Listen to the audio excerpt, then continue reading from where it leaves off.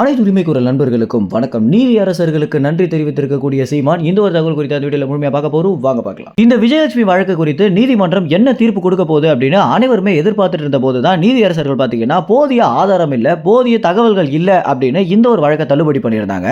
கிட்டத்தட்ட 7 ஆண்டுகளுக்கு மேல சீமான் அவர்களை தாக்கிட்டு இருக்கக்கூடிய இந்த ஒரு விஜயலட்சுமி வழக்கு அப்படின்றது நீதி அரசர்களால் தள்ளுபடி செய்யப்பட்டது அப்படின்றது உண்மையிலேயே நாம் தமிழர் கட்சிக்கு கிடைச்சிருக்கக்கூடிய ஒரு மிகப்பெரிய வெற்றியாகவே பார்க்கப்படுது.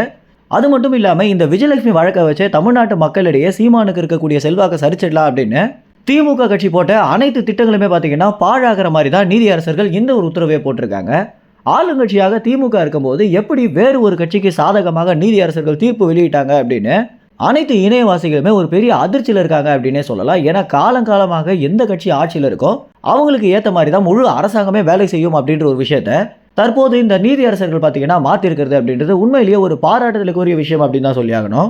இதற்கு முன்னதாக திருச்சி மற்றும் மதுரை கிளை நீதிமன்றங்கள் இருக்கக்கூடிய நீதி அரசர்கள் சீமான் நேரில் ஆஜராக வேண்டாம், தேவையற்ற வழக்குகளை சீமான் மேலே போடுறதை தவிர்க்கணும் அப்படின்னு காவலர்களுக்கும் ஒரு அறிவுரை கொடுத்திருந்தாங்க. தற்போது இந்த விஜயலட்சுமி வழக்கையும் தள்ளுபடி பண்ணியிருக்கக்கூடிய நீதி அரசர்கள் பார்த்தீங்கன்னா உண்மையிலேயே நீதிக்கு குரல் கொடுக்குறாங்க அப்படின்றதா இதுல இருந்து தெரிய வருது. அது மட்டும் இல்லாமல் நீதி அரசர்களை நேரடியாக தொடர்பு கொண்டு சீமான் அவர்கள் பார்த்தீங்கன்னா நன்றியும் தெரிவிச்சிருக்காரு.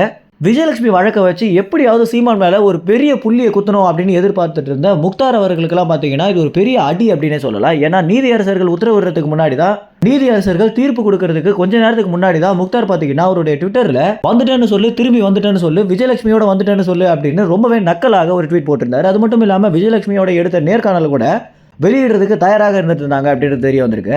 இப்படி இந்த எல்லா விஷயங்களுக்குமே முற்றுப்புள்ளி வைக்கிற மாதிரி நீதி அரசர்கள் போட்டிருக்கக்கூடிய உத்தரவு குறித்து என்ன நினைக்கிறீங்க அப்படின்றது உங்களுடைய கமெண்ட்ஸை தெரிவிங்க. நன்றி, வணக்கம்.